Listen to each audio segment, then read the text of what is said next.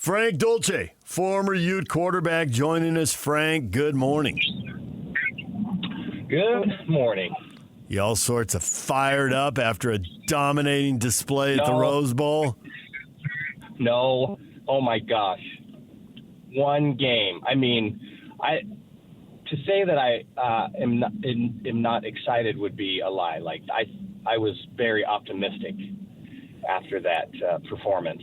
And I think all of us saw, especially on the offensive side, really great creativity and play calling and athleticism.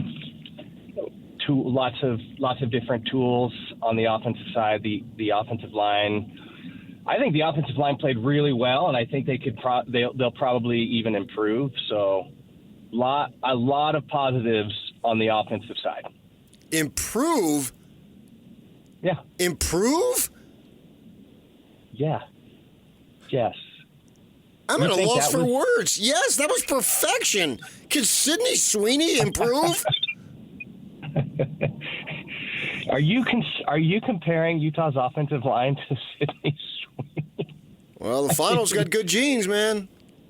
Yeah, I agree. Like, I think that was a very, very good effort. Like, a lot of things went well. I guarantee they're going to go into film. They probably went into film yesterday and broke down all of the ways where they could. That's better. because they have to do that. That's part of sport cliche. We could always do better. How can they do better? 9 minutes, 44 seconds. What do you want, 9 minutes and 55 seconds? How greedy are you, Frankie? Frank wants a 6-minute drive because they broke off a 40-yard play because they were blocking downfield, right, Frank? Yes. That's the best blocking downfield I've ever seen. Ever. I mean, in terms of blocking downfield, you don't get much better. Right. Than that. I mean, if you go to Utah as a receiver, don't expect to catch passes, but you darn well better block downfield. I know. That was – I mean, that's always been a trademark of Utah football for the receiving group. Like, you're never going to see the field. I mean, you obviously have to be able to catch the ball, run good routes, all those things. You're never going to see the field if you're not blocking, if you don't have the ability or the willingness to block. So catch the ball, receivers. Could you define that? Linebacker, corner. No. Those are your receivers. No. Bro, what was that? Did you guys, I mean, I thought it would be like, you know, especially Snowden would run out there, maybe take a few snaps, and I didn't know that he was going to be the featured receiver. 6 catches, lead the team. I know. Do you think that's a weekly thing? I mean, the way that he played, that was fairly impressive. Maybe it was just the way. Kyle said he played less than 50 snaps all total. And they got other guys who can play in the defensive backfield, and if he's going to do that, well, why not? I mean, they gave him 3 carries, too, so he got the ball a lot. And he ran back kickoffs. I didn't see no Travis Hunter on special teams last year, and I watch every one of those games. Yeah, he was very productive. I don't know. I mean, I guess it's where the greatest need is. Do you want to remove him from the defensive side? Frank. When has that in the history of Kyle Whittingham football, when has that occurred? Right. Where they remove someone from the defensive side, unless it's a lineman, where they remove someone from the defensive side and make him an offensive player. That doesn't happen. No, who said you can't teach an old coach new tricks? Look at this, man. And he did it twice. It's not a fluke because he not only did it with Smith Snowden, he did it with Lander Barton. No, ain't no fluke. I bet Coach Whittingham is sitting in his office, maybe right now. Maybe he's listening. And he's getting a little twitchy about he's not comfortable moving defensive players to the offensive side. I think he's had introspective right now. He's sitting in his office. He's reading a romance novel. That's gross. He grossed out.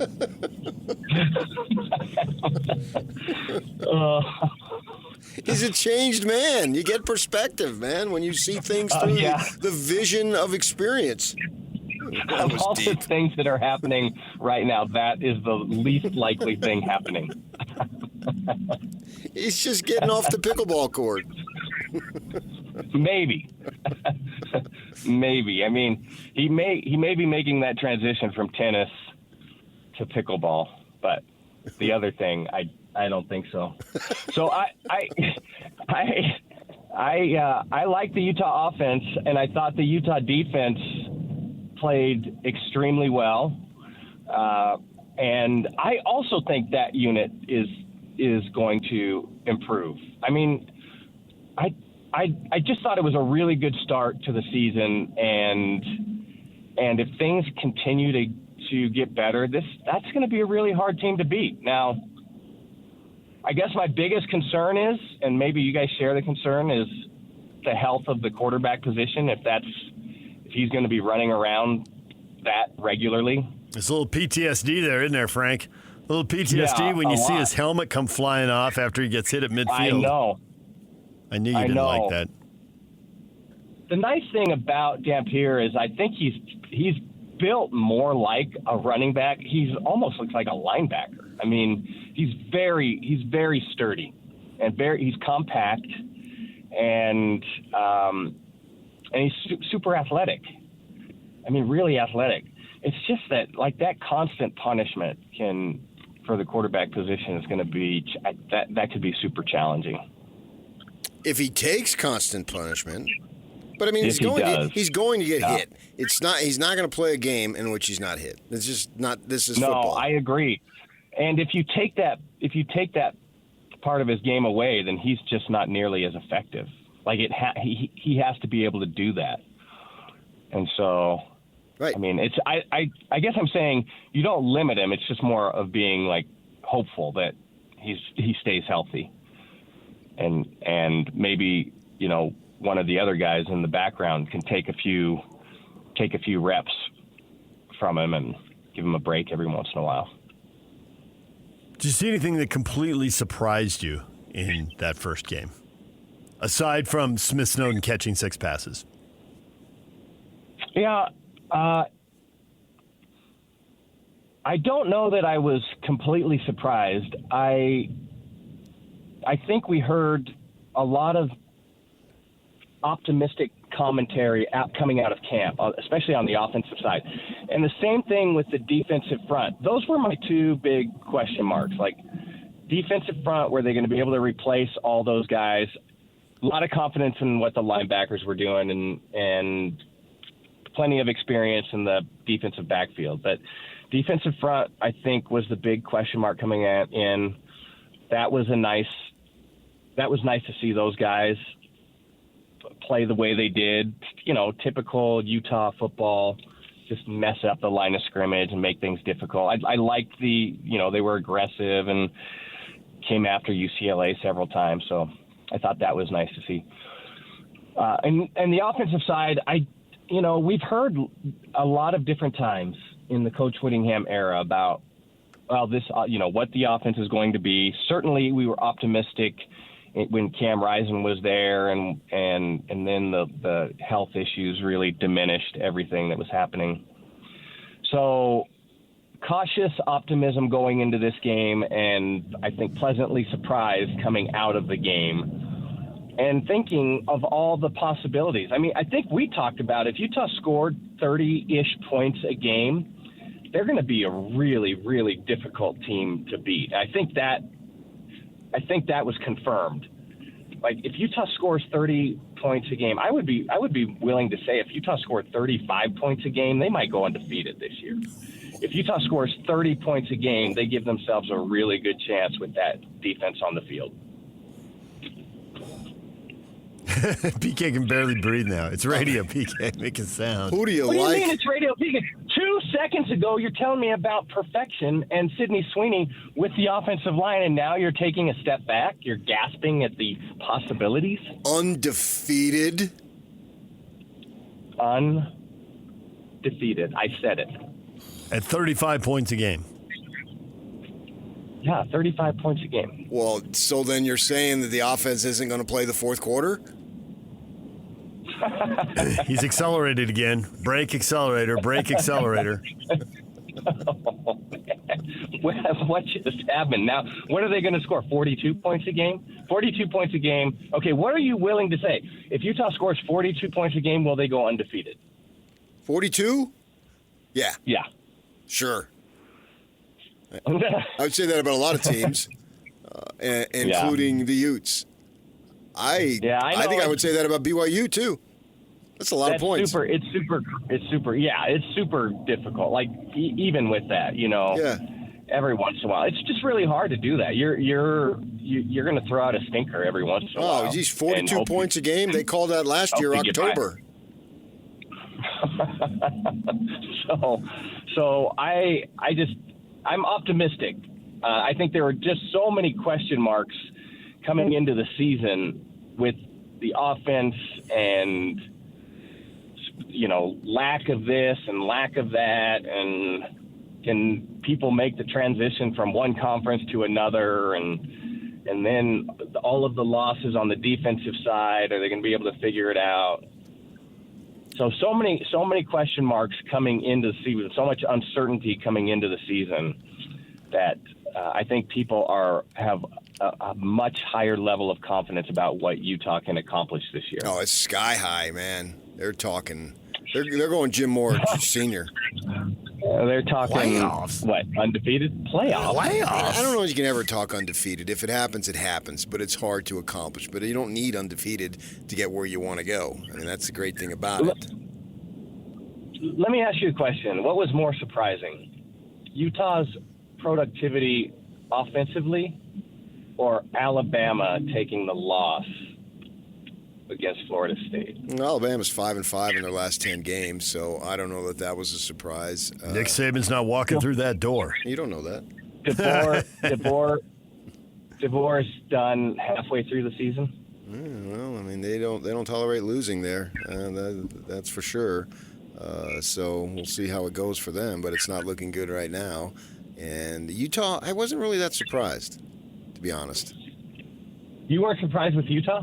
Not that much. No, because I didn't have any faith in the opponent. That is a dead program. Yeah, that program right now has nothing going for it. I know. That's too bad. UCLA should be good. They should be better. They should be. Yeah. They should be. Yeah, I don't disagree with that. And so that, I guess, if I have a little pause about what happened that's fair. On Saturday, Yeah. that's the one. Yeah. Is that UCLA is not really good. I mean, that is Groundhog Day for me. I have been down there since the Utes went into the Pac-12. The only time I missed was when DTR beat them because work sent me to Vegas because BYU was playing Notre Dame. Other than that, I've been down there for every game. And that was just a rerun of the last 4 or 5 games that I covered there. That team has no fan base that's excited. They have coaches who say stuff. Sean Foster said, after looking at the film, he said, we were close. Close to what? So I would say you'll have a little trepidation, but Dampier eats those types of teams alive. He did it last year against what were formerly Pac-12, now Big 12 teams. He did that. I saw him do it last year, so I had no doubt in my mind he could do it against this team because he's already done it against that level of that caliber of competition. I don't care what patch they have on their shoulder that signifies the conference. Against that level of competition, he is going to own them 99 times out of 100. I really believe that. And he did. Now, can he do it against the better teams in the Big 12? I think he can to a good degree, maybe not to that degree, but a good degree. But we'll see. That's the fun part of it, that it is reality that will be unfolding right before our eyes when we get to that point. I mean, Texas Tech, what can he do against them? That's the big test, right? We get it right off the bat in the first conference game. But against this level of competition, forget it. He's going to slaughter them, and that's exactly what he did. Okay, so he did what he was supposed to do. And you can argue he did it better. I've got no problem with that. He continued to do what he'd already shown he was capable of doing. Yeah. I think that's what PK's saying. He's already shown that against those teams, you're a little disorganized. You don't tackle that well. You don't really believe you're a good team. And now you surround him with even better players, right? They bring a good player with him in Rodgers. They give him Parker. They give him a better O-line. Well, what do you think he's going to do? Yeah. And UCLA didn't really believe from the start. They gave up touchdowns in the first 3 possessions. They didn't really believe. They got stampeded from the start. I'm curious, and this is nitpicking because they won 43-10. But when they play better teams, and you hear the whole, well, we've got to have explosive plays down the field. We've heard about Tobias Merriweather. And then in a game, we see him get open deep 3 times, and he's underthrown every time. He comes back and catches one. He comes back, and there's a PI penalty on one. And another one, they probably could have called a PI penalty. It looked like the left arm had him wrapped up a little bit. Sometimes they call it, sometimes they don't. They didn't that time. And the guy got the other arm of the ball and batted it away. Can he be hit in stride so that he can go 80 yards for a touchdown and not be waiting on a ball and giving a defensive back a chance to get back in the play and make a play? What has to be done as far as either having a stronger arm or recognizing the route earlier and throwing it earlier? Yeah. So you're hitting him 25 yards downfield instead of trying to throw it 45 yards downfield? What can be done to turn those into big plays? I don't think you would characterize Dampier as a classic thrower of the football. Right. Like that he's way above average. Like I wouldn't say it's a weakness, not at all. But he's not a classic thrower. I don't think that is his thing, being able to hit him in stride downfield. So it's going, and his arm strength isn't going to change. Like his arm strength is arm strength at this point. So you're going to either have to recognize sooner that, that's where I'm going to go with the ball and try and lay it out for his guys to run underneath it. That's one thing. Or you have to run the route differently. So there's some hesitation, there's some delay. So by the time you're in that read, then maybe he's not 40 yards downfield. Maybe it is 30 yards downfield, and you can make that throw and make it more difficult on the defensive secondary. Or you throw that out there occasionally to keep a defense honest, but the meat and potatoes of the passing game is not necessarily trying to run down a seam or run down the outside and hit a big streak type of play. You find other ways to get underneath a 40-yard throw to still get the ball to the guy in open space, and then allow him to make a play after a catch. So I don't know. We'll see how that develops. Sometimes it's just it can be a game by game situation. Sometimes you just are not feeling that. You don't have that ability in that particular moment, in that particular game, and sometimes that changes up. It's not. I would say it's not unlike a golf swing in many ways, because one day, off the tee, you're striping everything down the middle, and the next day you can't find the fairway with any club. So it can be a little bit like that as well. Frank, we'll leave it right there. Either the Utes, this is the best team they've ever had, or you're just completely over the moon and out of control, delusional. September 2nd, 2025, Frank Dolce mentioning the Utes and undefeated. A day that will live on. 35 points per game. 35 points per game. I've established that as the new magic number. I think that gives you a more than reasonable chance. Yeah. 35. I'll take the over this week. Yeah. Well, are we going to see a few players mixed in, especially on the offensive side? Yeah. I'm speaking more about the quarterback position. You think we'll see some new talent at the quarterback position at some point in this game? I would expect so. Yes, early. Yeah, I hope so. I hope so too. All right, Frank, All right, we guys. appreciate it. You're the You're man. the Thank best. you. All right, See DJ PK, it's 97.5 The Zone after the break. Not now, but after the break, we'll give away the Salt Lake Bees tickets on a Ticket Tuesday. We got Brian Keel, former BYU linebacker, coming up at the top of the hour. Stay with us right here on The Zone.